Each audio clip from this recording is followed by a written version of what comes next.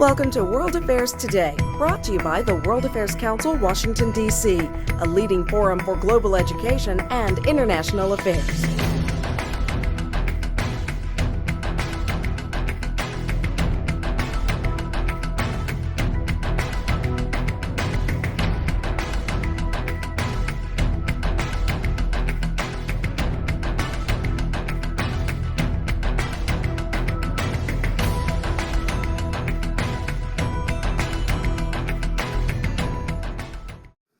My name is Tony Cully-Foster.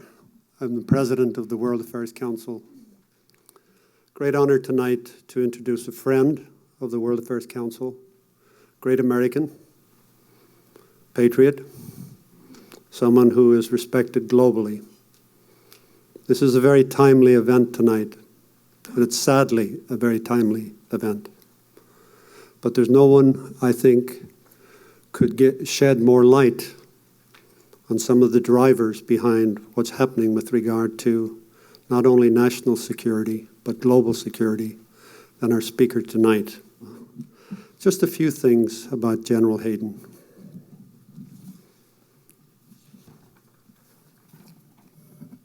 General Michael Hayden, born and raised in Pittsburgh, Pennsylvania, graduated from Duquesne University as a distinguished graduate from their ROTC program. From 1999 through 2005, he served as the director of the National Security Agency and chief of the Central Security Service after being appointed to these posts by President Clinton. General Hayden has worked to put a human face on a famously secretive agency, explaining the role of the NSA and making it more visible on the national scene. He was appointed as director of the CIA by George W. Bush in 2006.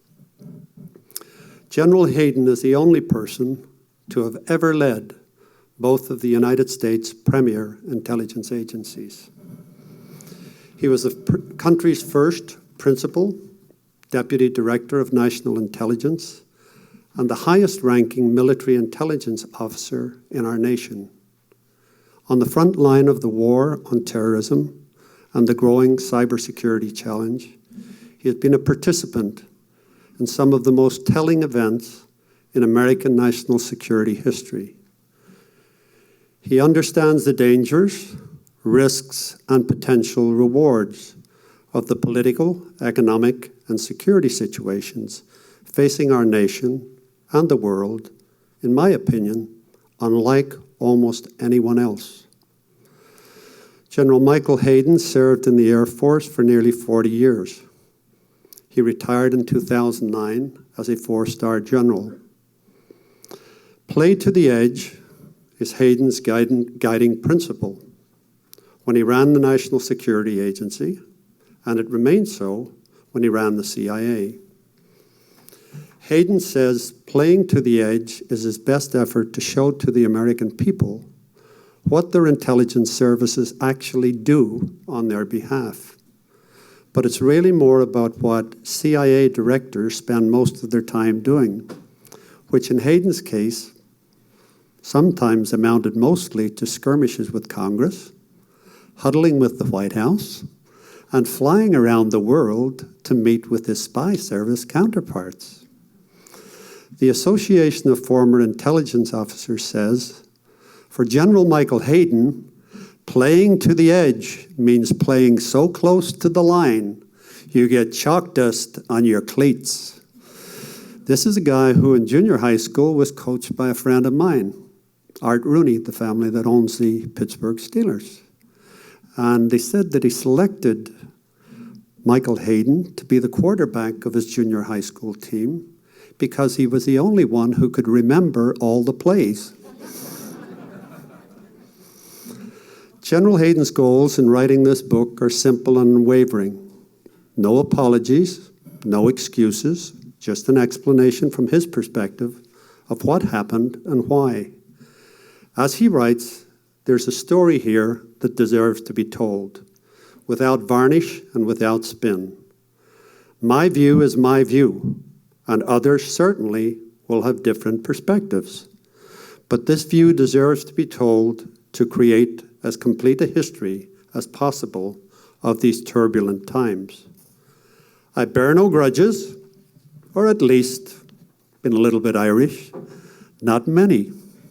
I think he belongs to the forgive and remember school. But I do want this to be a straightforward and readable history for that slice of the American and world population who depend on and appreciate intelligence, but who do not have the time to master many of its obscure characteristics. It is with great personal and professional pleasure and honor that I introduce you to our speaker tonight, General Michael Hayden.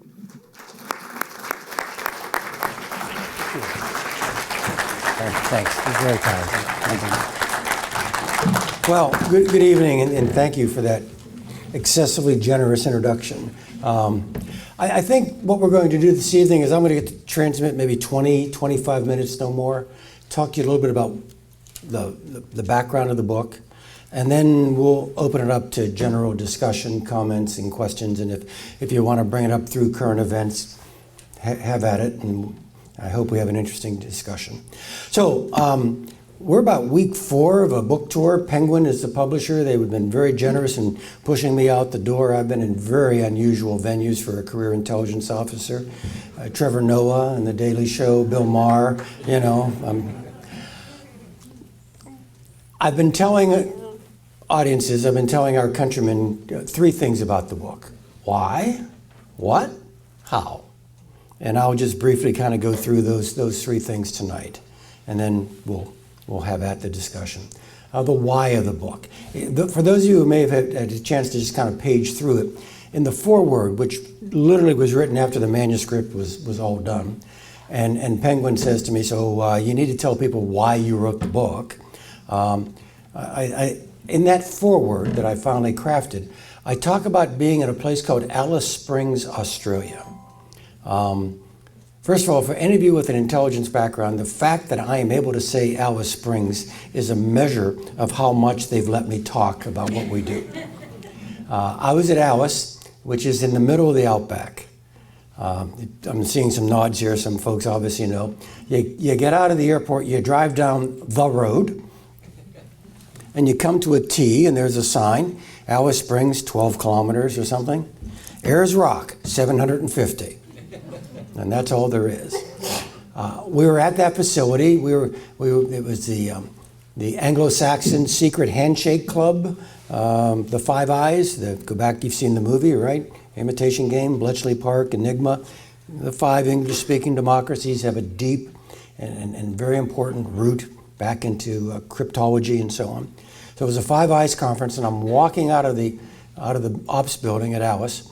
And I turn to my Australian counterpart, as it says in the foreword, and I turn to him and say, don't you wish you could take your countrymen back inside the ops floor and show them what those kids are doing? And of course, he said, yes, he would love that. Well, we're not going to Australia, we're not going to the Outback, we're not going to Alice Springs, but to the best of my ability, we're going to go do what I proposed to my Australian counterpart. The way I describe it is, I take anybody who's willing to take the walk with me. We'll go up to the vault door. I'll punch in the cipher lock. All right. I'll open the door, and you get to come in into the furthest limits of law and policy. I'm going to introduce you to the people on the inside of the vault and what it is they do on your behalf. I teach a class across the river at George Mason, where I'm a visiting professor. It's called Intelligence and Policy. All right. And I begin my first class before I get into congressional oversight and human intelligence and signals. And I begin my first class literally at the level of metaphysics. I actually begin with Plato's parable of the cave. Those of you kind of remembering all the way back to your college philosophy courses, you know, the fire, the shadows, the voices, can we know truth? And we get to a general consensus, yes, truth is a worthy pursuit of humankind. And then I kind of ratchet it down about 1 octave and say to the students, well, is the secret pursuit of truth, espionage, is the secret pursuit of truth compatible with a modern democracy? And I let them kick that ball around for about 20, 25 minutes. And so far, after 7 years, there's universal consensus that yes, espionage is indeed compatible with a modern democracy. Now look, I get it. They know I'm the former director of CIA, and they know I am going to give them their grade. Okay? So it may or may not shade their views on that question. But I don't let it rest there, that espionage is compatible with democracy. I push the envelope and say, let me try this one on you. Espionage is essential to democracy. Frightened people don't make good Democrats or Republicans, small d in both cases.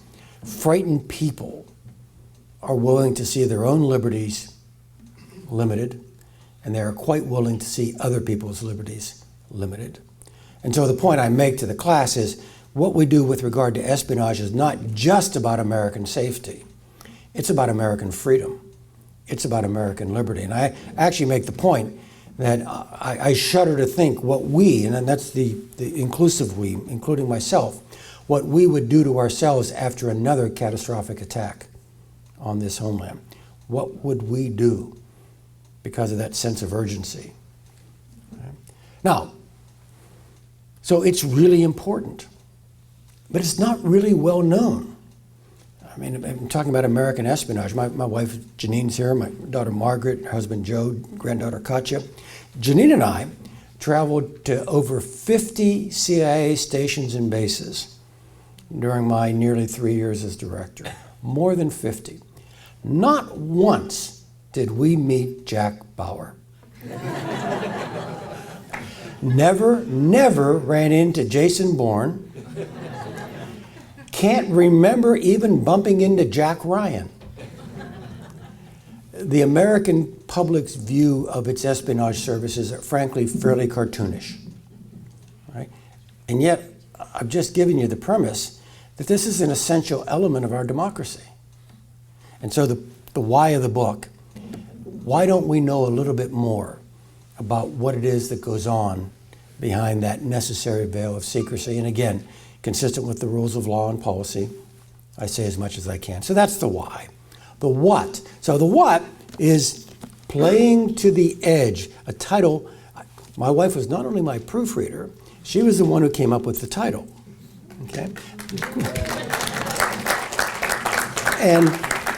And what it reflects is something she and I talked about a lot and already suggested by the introductory comments. The edges, the limits, the box, we don't create. The processes of American democracy create the box. But once we've been delivered the box, you have a right to expect us to use the whole box.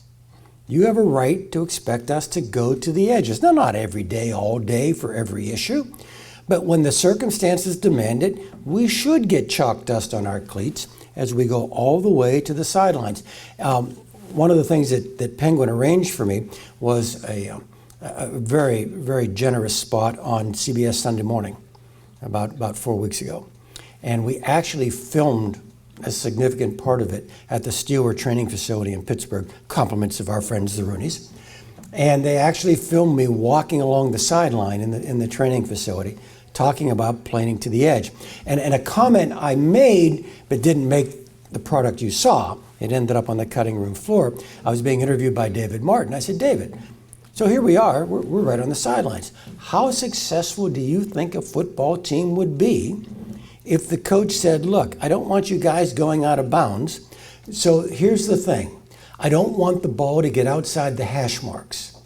Right? I want you to play inside the hash. Well, you know what that would mean for a football team. Well, it means the same thing for intelligence. So you want to use the full extent of the field. Now, the book is unapologetic, as you suggest. I mean, it tries to be candid. I don't think it's mean-spirited, but it is definitely not apologetic. And so I thought when I was going out here for the book tour, a book entitled Playing to the Edge, I would actually have to spend most of my time defending my aggressiveness. Turns out that was not the case during the book tour. Actually, what I had to spend more of my time on the book tour because of some of the rhetoric in our presidential campaigns was actually pointing out to my interviewers that there are edges. that there are limits to the things you should demand of your security services, that laws and policy actually make a difference. We can get into that in a Q&A if you like, but I mean, that was, okay. It does, however, outline a very aggressive American intelligence community. It spends a lot of time on the terrorist surveillance program, AKA the Stellar Wind program, AKA the metadata program, AKA the 215 program, AKA domestic surveillance. And I did that.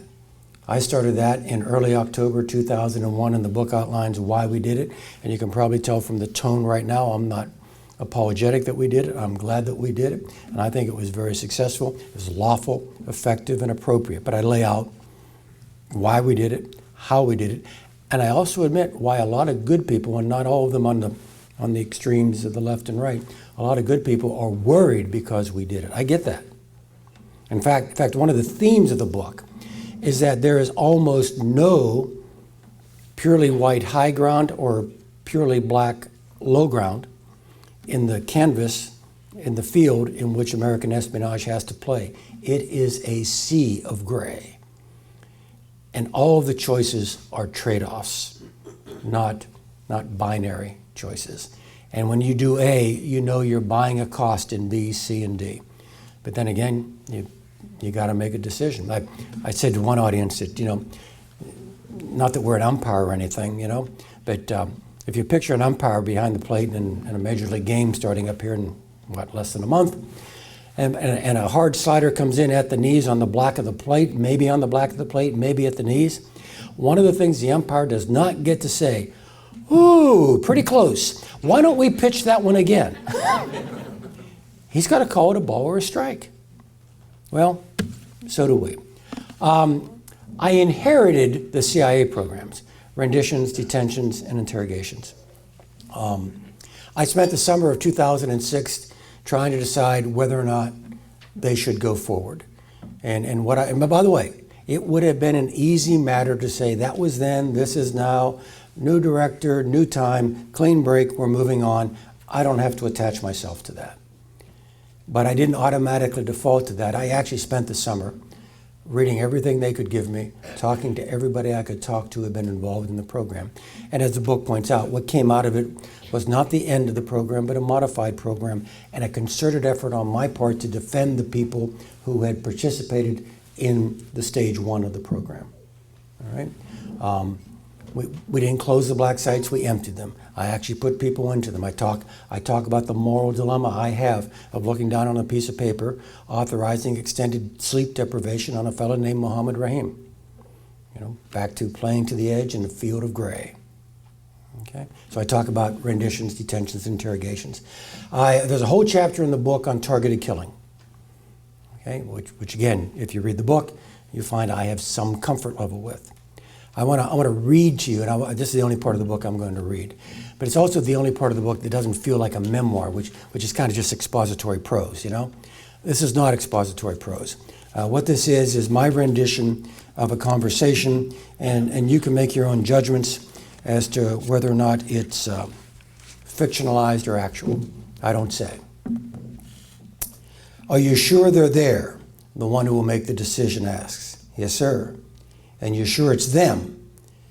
We got good human intelligence, penetrations, sources. We've got good human. We've been tracking with streaming video. That's what you get from the UAV. We've been tracking with streaming video. SIGINT, intercepting communications. SIGINT's checking in now and confirming it's them. They're there. How long have you had capture of the target? How long has the predator been above it, giving you full motion video? A couple of hours.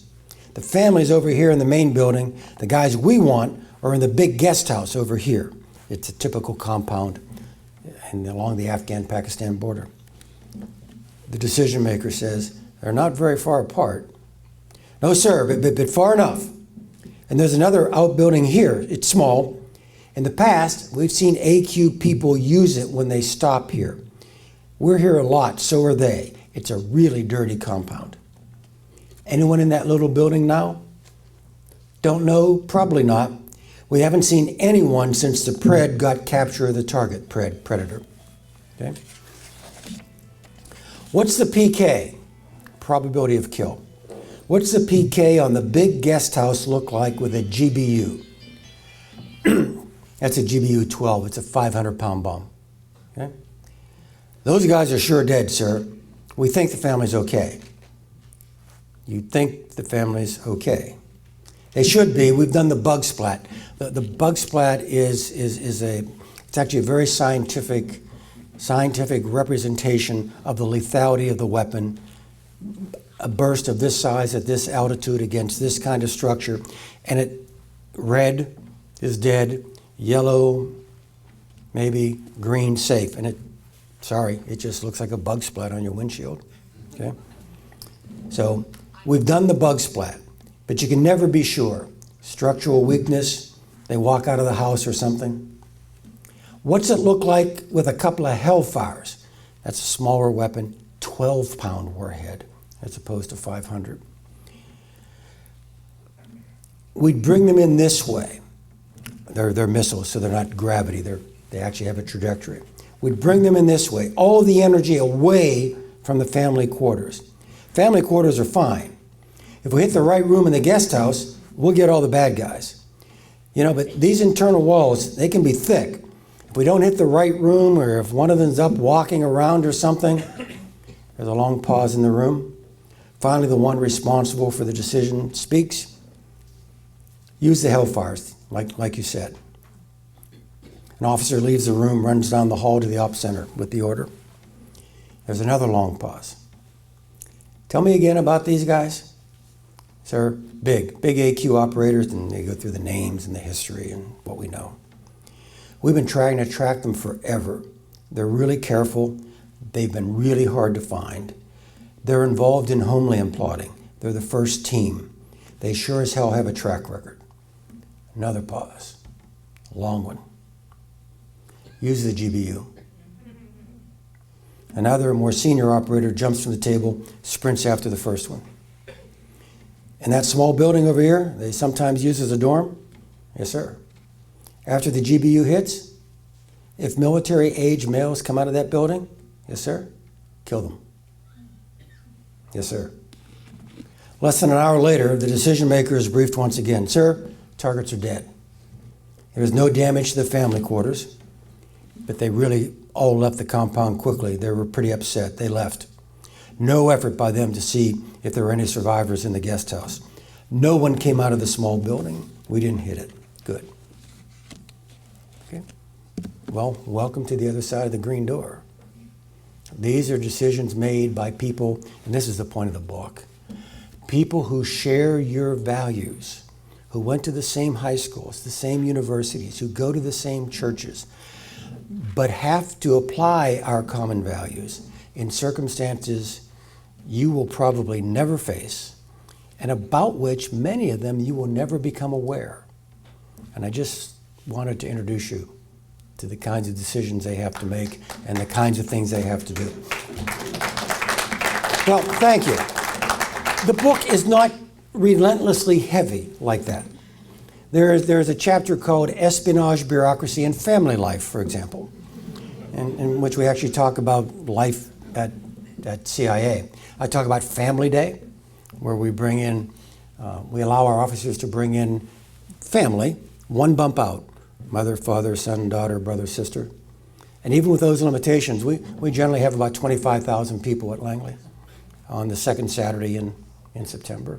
And I mean, it looks like a county fair. You got kids climbing over the SUVs and going over the fire engines and playing with the dogs.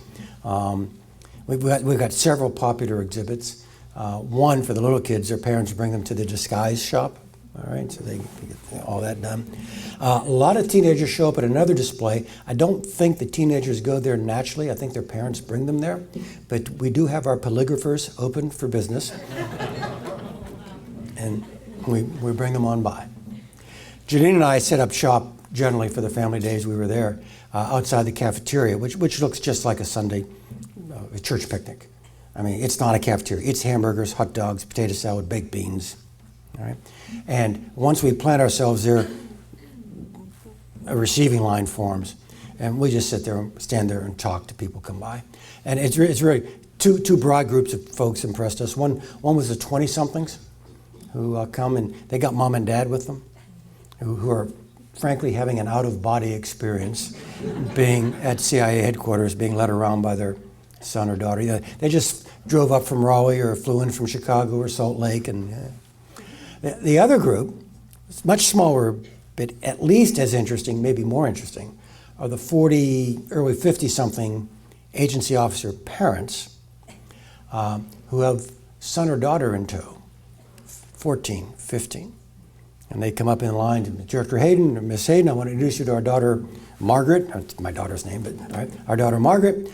We told Margaret today where we worked. Hey, we're getting in the car. And they're driving down the GW Parkway, and sharp turn, and they go into the Langley campus, and for the first time, they tell the young man or woman, we've been meaning to talk to you. Now, not all agency officers are undercover, but there is still a significant portion of the officers there whose relationship with the agency is itself a classified fact. They get to decide whom they tell. And by the way, being told is not a gift. Being told is a burden. And so you can't tell your kids until they're of a certain age that they, number one, understand the fact, and number two, then can protect the fact. Janine tells the story that I repeat in the book of one couple whose young daughter was introduced to the fact that her mom worked for the agency. And Janine asked the young girl, well, how do you feel now that you know where your mother works? And she says, my mom's a spy. That is so cool. Anyway, mentioned already, trying to put a human face on American espionage. Look, I get it. I do not blink about the controversial programs that we performed and about which good Americans still have a range of views. But what I wanted to do was to introduce you to the people who made these hard decisions and to suggest they are not alien beings. They are folks just like you. So that's the what. There's other stories in there. Apparently there was a nuclear reactor in the eastern Syrian desert about ready to be completed, and there's a chapter on that. I've got a chapter on Iran, and I end the Iranian chapter with a description of the current nuclear deal we have with the Iranians, and point out that I don't think we'd have bought this package, but it's not like we had a whole lot of better ideas either. And so deep respect to how hard some of these problems are. There's a whole lengthy chapter on our relationship with liaison services and how we cooperate with friends around the world. And I do make the point, for some folks who may live along the eastern seaboard, that the best liaison relationship we had, bar none, was with the New York City Police Department under Ray Kelly and Mayor Bloomberg. And by the way, that is also very controversial, and I go through that in the book. So that's the what. The why, come on, meet these folks. The what, here's what they do. Now the how. How does a former director write this book? Number one, buy an iPad and take it with you whenever you're going to fly across a continent or an ocean. And have enough discipline to say, all right, this trip I'm going to write about, and just fill in the blank. El-Kabar, that's that nuclear reactor in eastern Syria that was blown up by somebody in September of 2007. So I just sit there on the airplane and almost stream of consciousness start writing about El-Kabar.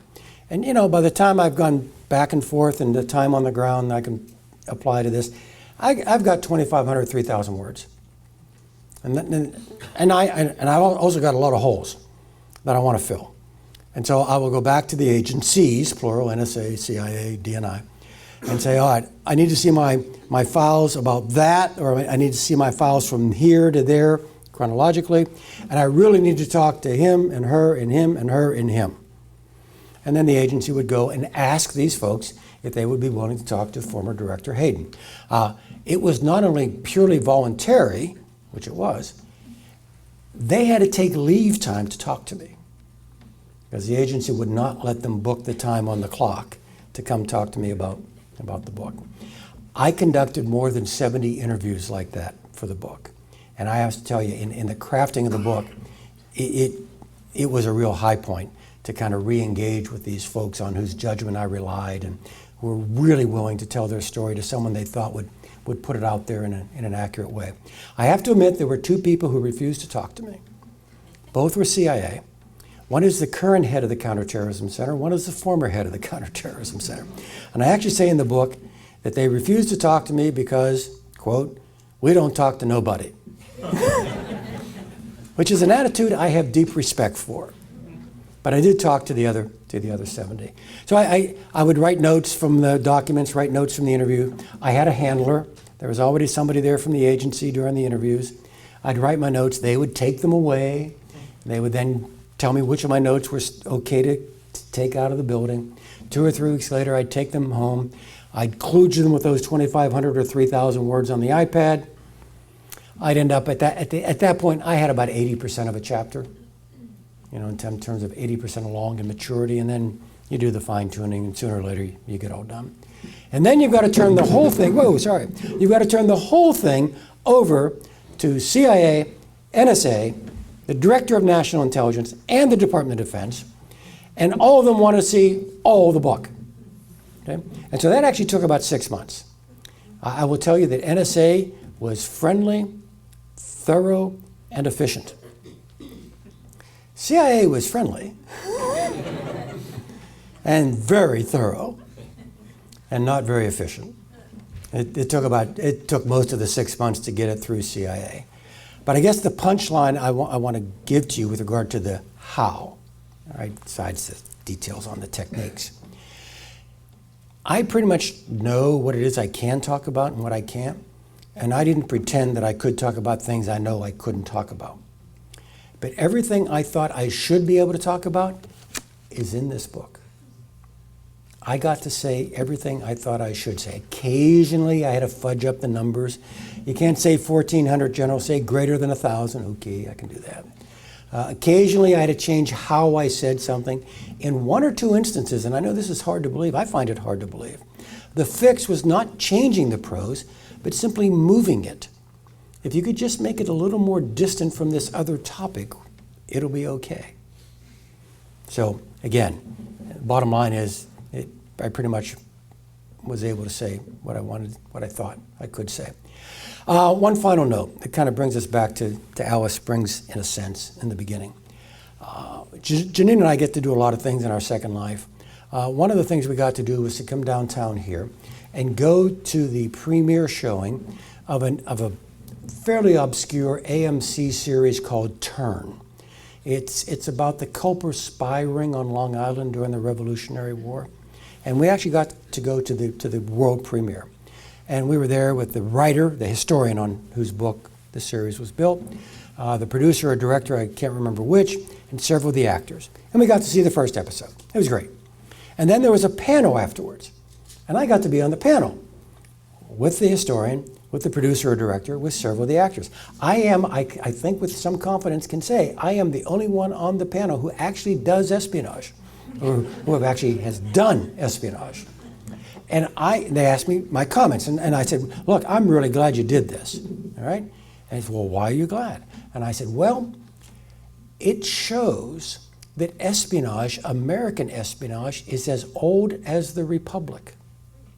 That the nation's first spy master was the nation's first president and the nation's first military commander. By the way, when he becomes president, he insists on a covert action budget from the Congress.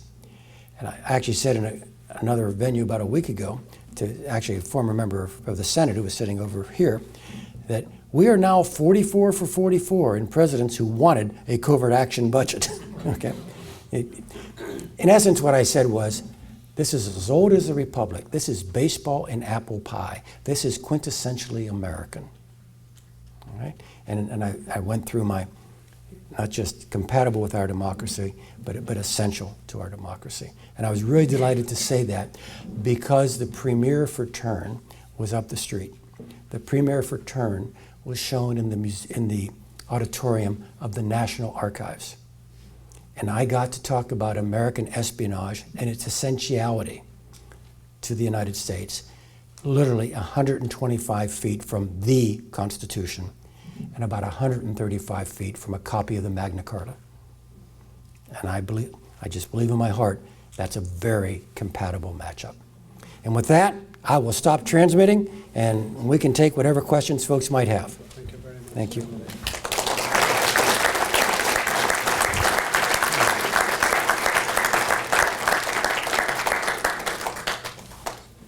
I wonder if you would spend a little time talking about the Office of the Director of National Intelligence and let us know how effective it has actually been. A lot of us are aware that it is a lot larger than it was originally planned. It's kind of a swollen bureaucracy, but I don't want to put words in your mouth, and I'd really like to hear how effective you think it has been. Oh, God. And our time is up. Yeah, I think I've got 8 or 9 chapters on NSA. I think I've got 9 or 10 on CIA. And then I've got a pretty thick one right in the middle on the DNI. And I was really concerned tossing that to Penguin because it is intensely bureaucratic. And actually, my editor said, no, I like that. You don't often get a glimpse into how bureaucracies function, how Congress tries to change them, how that pretty much never works, and so on. So here just a couple of stray thoughts on the DNI. I wouldn't have done it, all right? But once we decided to do it, then you want to do it pretty well. And I tell that story in the book. Actually, Jim Clapper didn't want to do it either. He's the current DNI.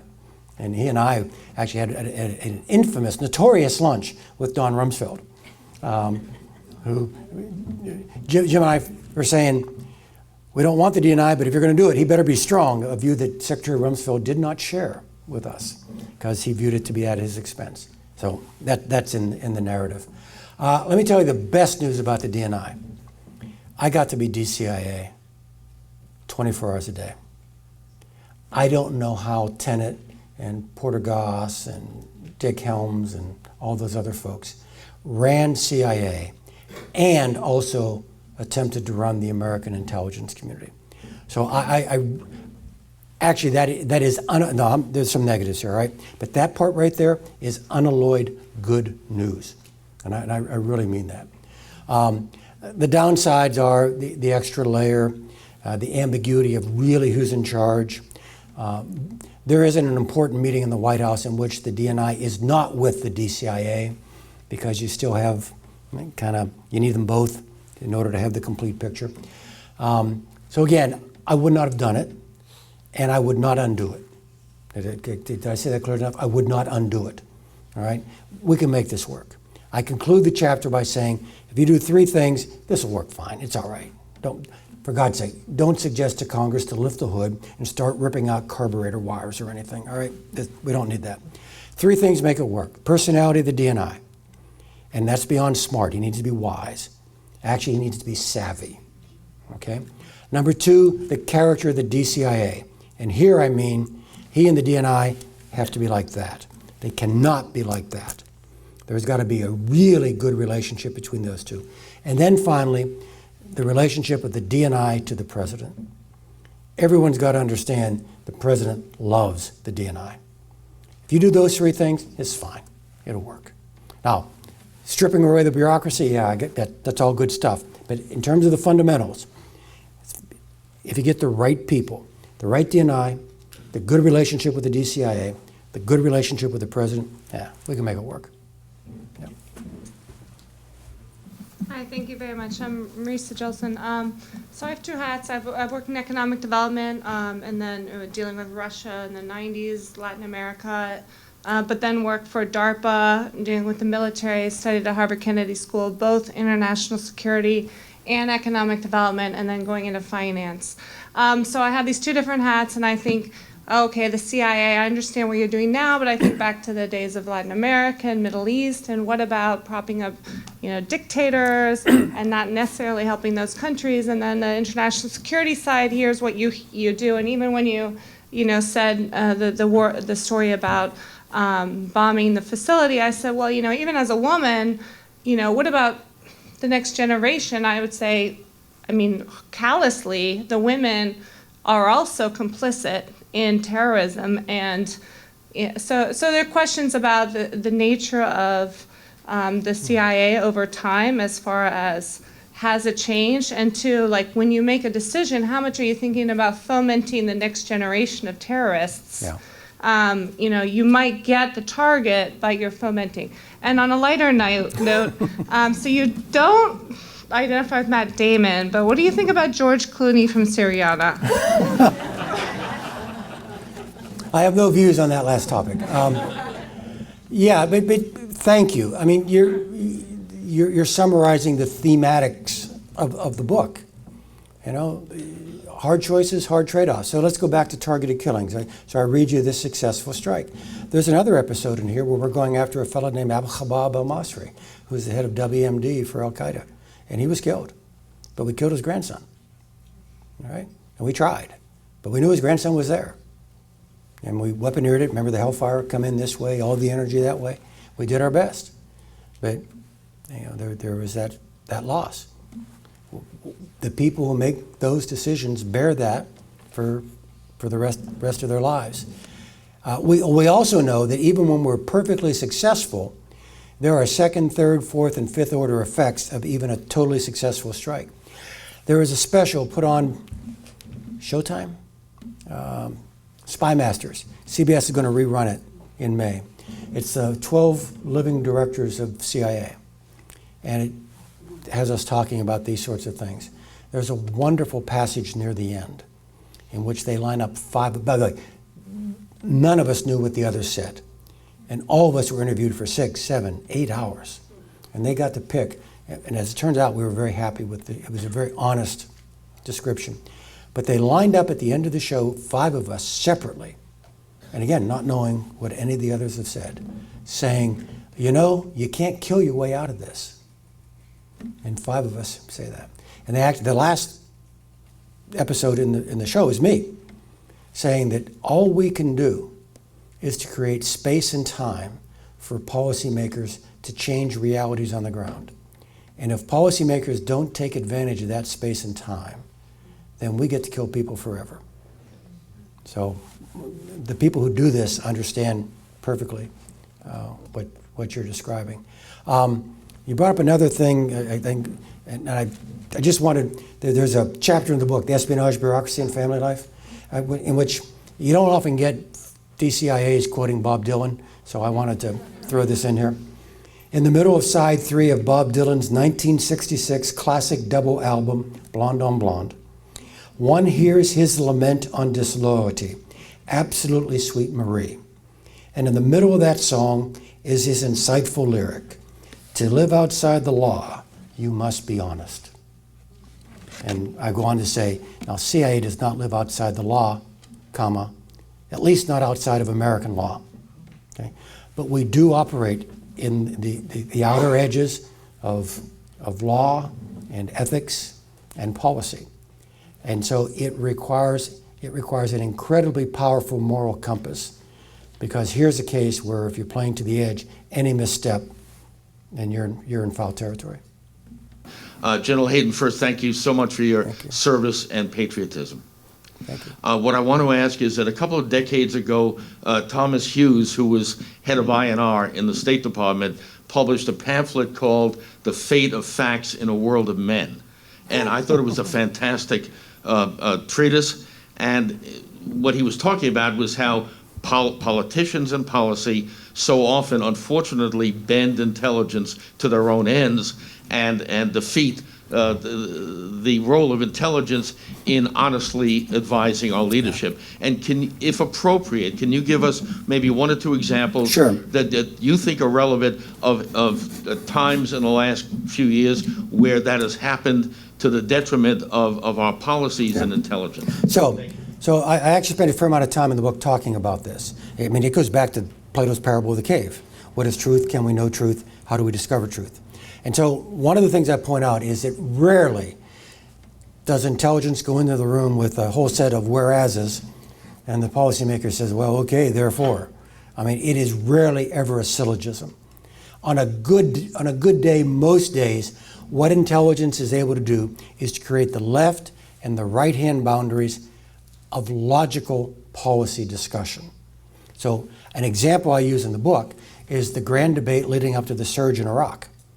Are we going to double down or are we going to cut? All right? And I got to say in a pretty high-level meeting that if you put 5 brigades of professional combat power, non-sectarian combat power in that city, you are going to push the violence down. You're going to achieve that objective. But that's not really your objective. I mean, that's a good thing, and we want to do that. But the purpose of pushing the violence down was to create that space and time for the Iraqi government to be the, well, Iraqi government. All right? And our briefing was, Nouri al-Maliki is a long shot, is a low probability bet that he is going to use that space and time to be the prime minister of all Iraqis. We told, he's actually the vice president, we told the vice president, if he does what we want him to do, he will be governing beyond his life experience.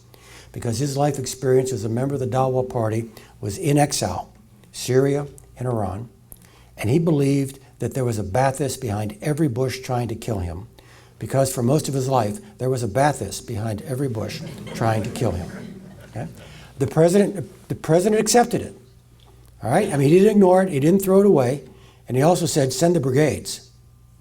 So back to my left and right-hand boundaries, I think that decision was right about here. It wasn't outside, but it was right about here. And what did the president do? He had a video conference with Maliki every week for the rest of his administration, trying to correct what it was we said could be a fatal flaw in his plan. All right? That's about as good as it gets for intelligence. All right? Now, a couple of other examples. We did the weapons of mass destruction in Iraq. We took a clean swing. It was a clean miss. No one held a gun to our head. That was our estimate. It was incredibly welcome. All right? But no one made us do it. Our bad. There were people in the Department of Defense who believed pre-Iraq that there was an operational relationship between the Iraqi government and al-Qaeda. And they kept throwing, see this, see this? Hey, take a look at that. Give us your views on this. It got so bad, I was director of NSA at the time. It got so bad that I actually said, answer the questions, but I want you to put this, on the top of every such answer that we create when they say, look at this. And it was, taken in its entirety, signals intelligence neither proves nor disproves an operational relationship between the government of Iraq and al-Qaeda. And so we take this very seriously. I won't go into it. There's a long passage in the book, late 06, early 07, as to what to call the war in Iraq. Dead enders, insurgency, civil war, or worse. And there is, I mean, we sound like Jesuits arguing theological points. That was such an impassioned debate because it was a big deal. Right? I mean, if it was an insurgency, the key is to arm the local police. If we defined it as a civil war and the police were seen to be a predatory arm of but one element of the population, arming the police is defeating to get it. So this goes on all the time. You ask when we shave points. I don't have personal experience of shaving points. I will admit, when you're going in there with something that cuts across the preferred politics or policy of the administration, you owe it to them to grab them by the lapels and shake them and say, I really mean it. And sometimes that's hard to do. So I don't think you shave the intelligence, but maybe you don't take that extra step and say, you know what I'm telling you here, Mr. President, right? Your policy's screwed. Or words to that effect. On a scale of 1 to 10, how fearful or worried are you about an ISIS 2.0 that not only has a compelling message on social media, but is also cyber savvy? Yeah, and I don't have a good answer for you, and because I can't explain why we have not seen cyber damage. All right, I mean we have rarely does someone of my background get to say something absolutely. There has never been an example of a terrorist cyber attack that was destructive. They're cyber smart, they recruit, they train, they organize, they proselytize, they gain finances, but they've never conducted a destructive cyber attack. I can't explain it. Right? And so since I can't explain it, since I can't explain to you why it hasn't happened, it's hard to me to tell you then, and here's when it's going to happen. I just don't know. But despite obvious raw capacity, we haven't seen it. I'm making this up, but it may actually have a religious, theological, philosophical, cultural element. I mean, they believe we are cowardly because of the targeted killing program. All right, doing something from sanctuary remotely and causing death, that's just not right. And so maybe they view that, they had that lens through which they would view their own use of cyber for destructive purposes. But I don't know. So I can't give you a degree of certitude. If I ratchet it back and just use the physical attack, all right, we are better off than the Europeans. All right, what we saw in Belgium, I said on TV yesterday, was sadly somewhere between predictable and inevitable. But I don't hold that view for us. That doesn't mean it's a zero probability here, but we're different. We're actually better at this than they are, the Europeans. We really are. We are a welcoming society. We actually assimilate populations. And finally, we're just further away from the heart of the problem. So it's not zero, but it's not the European issue. If we are attacked, I think it's less likely we get attacked. I think the attacks are less sophisticated. I think the attacks are less likely to succeed. And I think they're less lethal if they do succeed. That's comparing us to Europe. So, just kind of looking at the past a little bit, looking for some compare and contrast. In the 1970s, 1980s, there was a lot of terrorism going on, the terror network. So we had Baader-Meinhof, Red Brigade, ETA, Shining Path, IRA, a lot was happening. A lot of that got beaten back. Can you contrast the threat then with the threat now and how it's different? And of course, everybody has Paris and Brussels in mind with all of that. And to throw some Dylan back at you, are the times really a-changing? Yeah. So then perhaps more localized, less global, less cosmic in their purposes and in their goals, and frankly far less involved with the United States. And so, all those things kind of add up to differences. What we now have is a movement representing one of the world's three monotheisms, all right? And a movement within that monotheism, not all of the monotheism for God's sake, but a movement within the monotheism that acts and claims that there is undying enmity between that monotheism and what you and I call the modern world, all right? Sure, Baader-Meinhof is Marxist-inspired and is animated by a worldview, but that's a hell of a worldview over here, with undying enmity between Islam and Christendom and Judaism, and so I actually think it's on a scale, its capabilities are greater, its ambitions are greater, and its global vision is larger than what we saw. I was wondering what you thought about the Air Force regulations on drone striking. This question is a little more geared toward when our president was hired in Afghanistan. Do you think that the stringent regulations on drone striking put our troops in harm's way? Yeah. Because I know the regulations involve the drone operators having to see a weapon that would cause mass damage to our troops, and that can sometimes lead to Al-Qaeda or terrorist operatives getting away from us. Yeah, we and I don't know the fine print, so I won't pretend to, all right? But as we withdrew from Afghanistan in numbers, we also drew down the reasons we could use force, all right? And we did really narrow it down to imminent threat to Americans. So that's probably what you're reflecting. I don't know the details. I can't say. I will offer you a broader view, all right? Our current air operations are overregulated, under-resourced, and have far too low a tolerance for collateral damage, right? And that is not my being insensitive to collateral damage. It's that if you give up enough targets because of fear for collateral damage, you actually end up with more dead people because the enemy then is not as disabled as you would otherwise be. So, I recognize it's a very difficult thing. I've got a good friend, Dave Deptula. Dave retired as an Air Force 3-star. Dave planned the air war in Gulf War I You know Dave. Dave describes the current campaign of ISIS as pretty much a gentle Irish mist when air power is designed to be a violent thunderstorm. In November of 2014, President Obama did a public statement in which he said, we recognize we're not doing a good job with our U.S. Hostage victims and their families. Yeah. So it initiated a review, which I'm sure you're aware of, that General Sokolic oversaw. It led to 24 recommendations that were received and accepted in their entirety. One of them speaks to the disclosure of military intelligence and other intelligence to hostage families. So I'd like your input on what you think or your reaction to that and what you think this can mean. How could it change the plight for these families and these hostages during their suffering times? So first of all, thank you for your work. All right, this is kind of a dark space in our broad national security strategy where we didn't pay enough attention, so you're bringing light to it, so thank you. Number two, one of the themes of the book is we need to be more transparent about everything. So why would we not be more transparent about what we know to hostage families?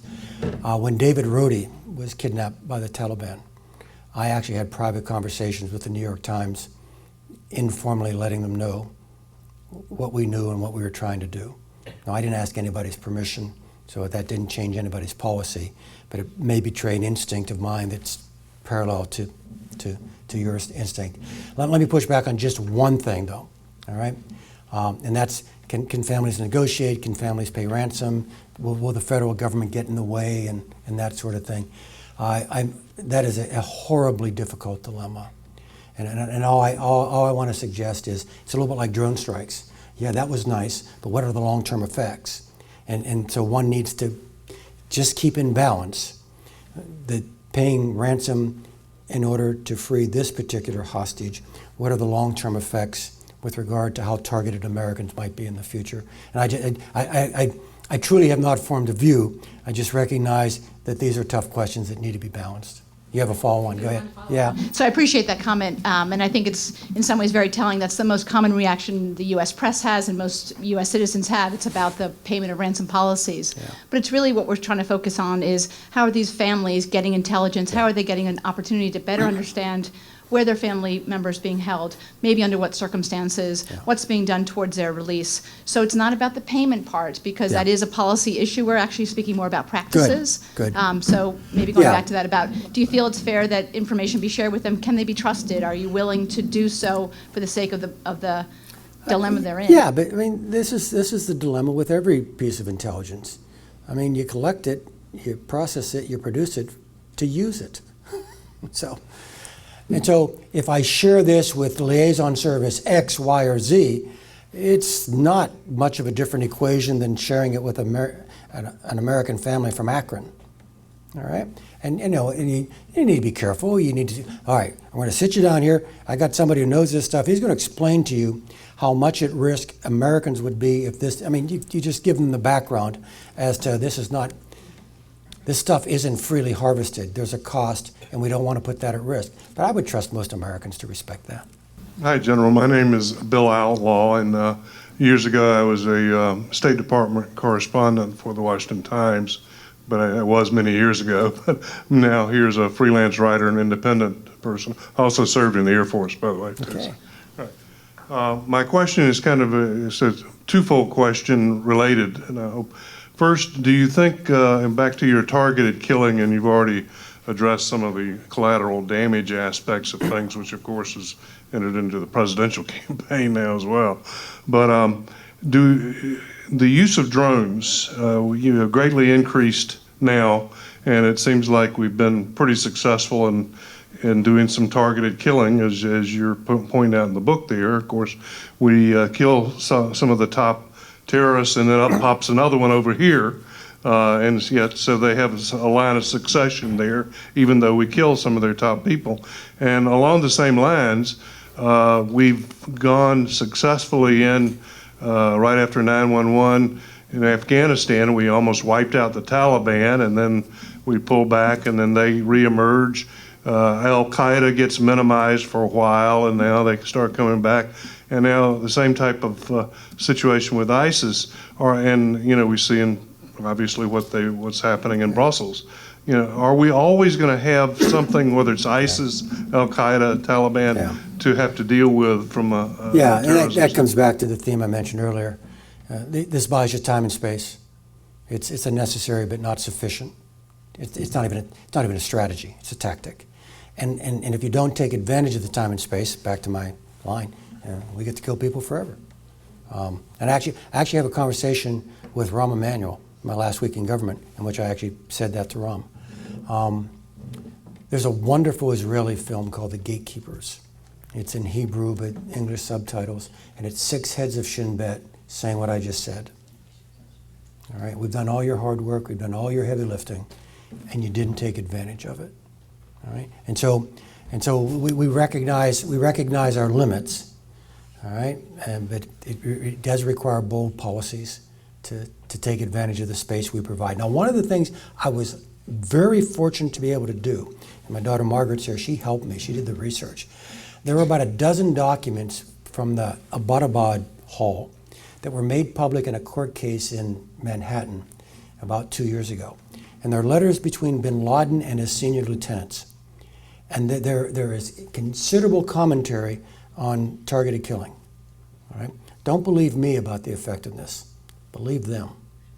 Those letters are dripping with angst and despair with regard to the effectiveness of the targeted killing program against them. And I get it, you know, they adjust, they respond.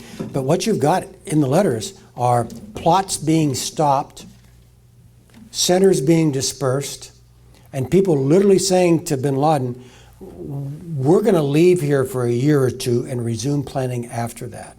I mean, so it's a remarkable testimony to what it is, to confirm that what we thought we were doing is what, in fact, what was happening on the ground. Quick follow-up, just if you... Sir, my apologies, we are running a little bit late, so if Okay. the last question. Yeah, Okay, I'll be quick. just we're always going to have to deal with some type of ISIS related. One hopes that we do not, but to use a phrase not used by the administration, a lot of this is about Islam. It's not about all of Islam. It's certainly not about all Muslims, but there is a struggle inside one of the world's great monotheisms as to how it will cope with what you and I call modernity. And great Muslim leaders, like the President of Egypt and the King of Jordan and others, freely admit that there's a civil war within the faith. And so one of the things we might have to do is suppress danger while this works out largely within the Islamic world. And I say that without arrogance or judgment. This is something that we can't resolve. It has to be resolved within the monotheism. Yeah. Yes, ma'am. General Hayden, my name is Margaret Lehrman. I'm here as a private citizen. Would you please share with us your thoughts about the Apple encryption debate that's going on right now? Thank you. Our time really is up. So the short version is I shade towards Apple, which is a surprising statement for a former director of the National Security Agency. But I am not the only former director of the National Security Agency who says that. Mike McConnell says that. Mike Chertoff, who's former Secretary of Homeland Security, says that. Here's the thing, and this is the abbreviated executive summary. Y'all understand the case? You got this phone, Apple's got good encryption. They want Apple to suppress certain aspects of the operating system so they can use a brute force attack against the encryption. That's the thing. There are constitutional issues raised by this. First Amendment, Fourth Amendment, and actually even the 13th about involuntary servitude. I don't care. Yeah, I do care. But I'm not an expert on that, so I don't have a view. Frankly, I think the government has the right to demand Apple open the phone. All right? I do. The second argument is about privacy. Whose privacy? He's dead. He doesn't have any privacy. Right? Besides, it was never his phone. There aren't any privacy issues here. Okay?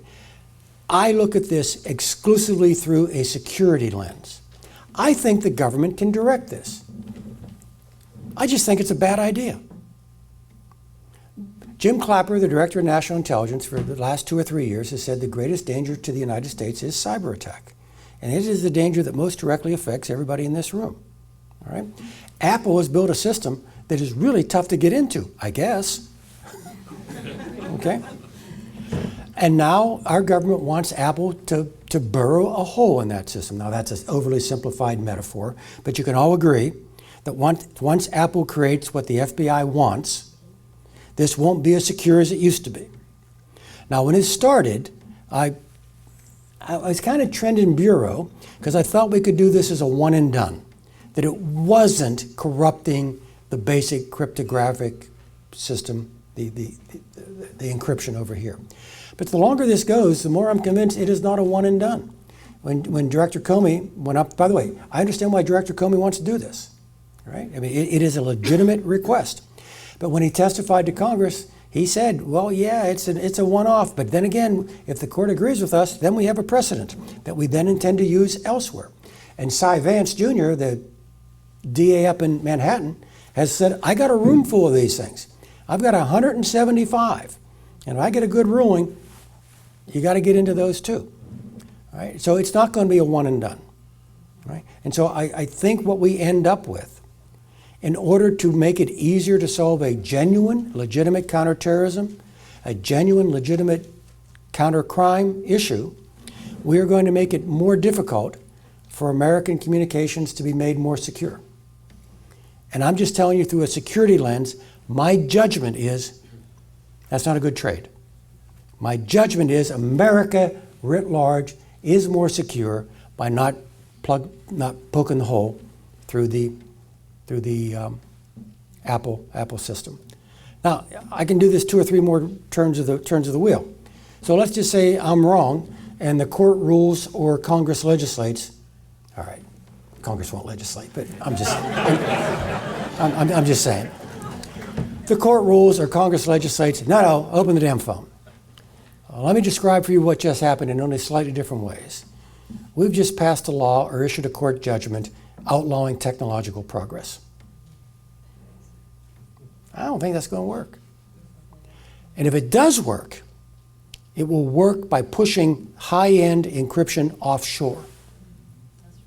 It won't end it. It'll just push it offshore, which is probably the worst of all possible worlds. But wait, there's more. I can turn this wheel a couple more times. Another turn of the wheel is what then does Apple do when another state, for their, air quotes, legitimate law enforcement needs, say, you got to open this phone. What happens when the Chinese come and say, this phone here, it's a Falun Gong phone, open the damn phone? Or the Russians, or the Saudi Arabians, or the Iranians. And I can spin this even closer to us philosophically, the Moroccans, or the Egyptians. All right? How do you say no? Okay. One more former director of NSA thing. It doesn't matter what we do here. We will have access to less and less content going forward. It is absolutely inevitable that content will be more and more difficult to get. And it doesn't matter whether Mr. Comey wins the argument, Congress passes a law. That is the unarguable trend line. So my counsel to people in my old jobs is get over it. Okay? You're going to get less content. Doesn't mean you're going to get less intelligence. Think of all the digital exhaust your phone in your pocket is putting out right now, which for a good intelligence service is like a field of dreams. It's just not content. Okay? By the way, have you heard what the director of NSA or the DNI have said about this issue? No, you haven't. This is a law enforcement question. It's not an intelligence question. So, bottom line, I trend Apple. Okay.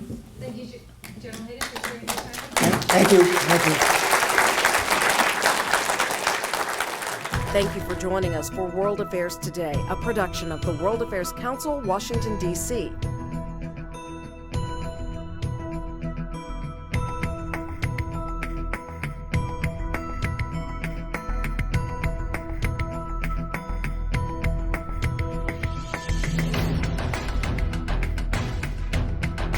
Stay connected with us at www.worldaffairstoday.org.